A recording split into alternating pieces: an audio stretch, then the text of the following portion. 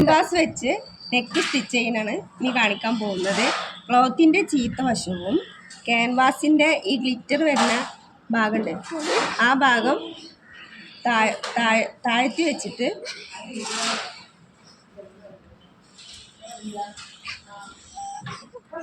Iron ചെയ്യാം. ക്ലോത്തിൻ്റെ ചീത്ത വശവും ക്യാൻവാസിൻ്റെ ഗ്ലിറ്റർ വരുന്ന ഭാഗവും ഒരുമിച്ച് വെച്ചിട്ട് അയൺ ചെയ്യാം.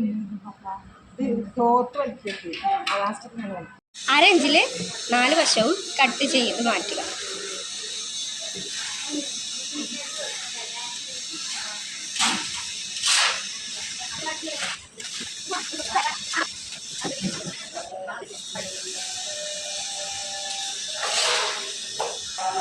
ഇനി ചെറിയ കട്ടുകൾ കൊടുക്കുക, ക്രോസ് കട്ടിങ് കൊടുക്കുക.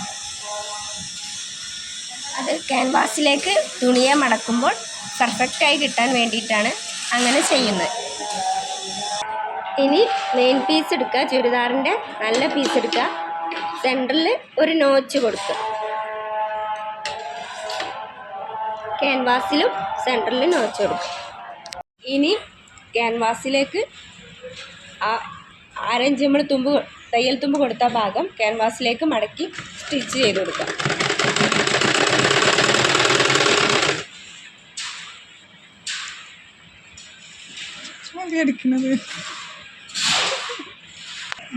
എന്നിട്ട് ഇതുപോലെ എല്ലാ വശങ്ങളും മടക്കി അടിച്ചു കൊടുക്കുക. എന്നിട്ട് തുണിയുടെ നല്ല വശവും ക്യാൻവാസിൻ്റെ നല്ല വശവും ഒരുമിച്ച് വെക്കുക. എന്നിട്ട് ബോൾ പിന്ന് കുത്തി വെക്കുകയോ അല്ലാന്നുണ്ടെങ്കിൽ സ്റ്റിച്ച് ചെയ്യുകയോ ചെയ്യുക. കാരണം അത് വൈഡാവായി പോവാതിരിക്കാൻ വേണ്ടിയിട്ടാണ്. ഇതിൻ്റെ അരികിലൂടെ സ്റ്റിച്ച് ചെയ്യുക. ക്യാൻവാസിൽ നിന്ന് കയറ്റി സ്റ്റിച്ച് ചെയ്യരുത്, അരികിലൂടെ കൊടുക്കുക.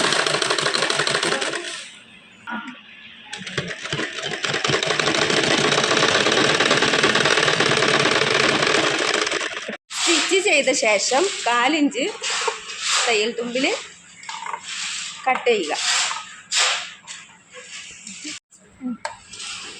ഈ ചെരിച്ച് ക്രോസ് കട്ട് കൊടുക്കുക.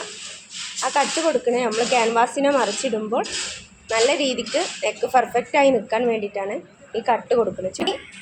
ഇനി ക്യാൻവാസിനെ ചീത്ത വശത്തോട്ട് മറിച്ച് കൊടുക്കുക. എന്നിട്ട് പതിച്ചടി കൊടുക്കുക.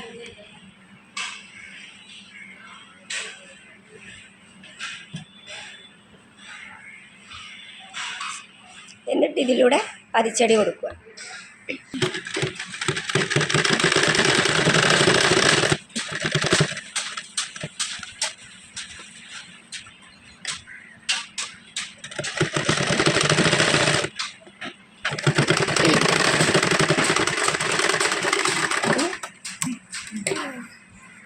അപ്പോൾ നമ്മുടെ നെക്ക് ഇതുപോലെ പെർഫെക്റ്റായി കിട്ടിയിട്ടുണ്ട്. ഇനി അടുത്തൊരു വീഡിയോയുമായി ഇനിയും വീണ്ടും വരാം.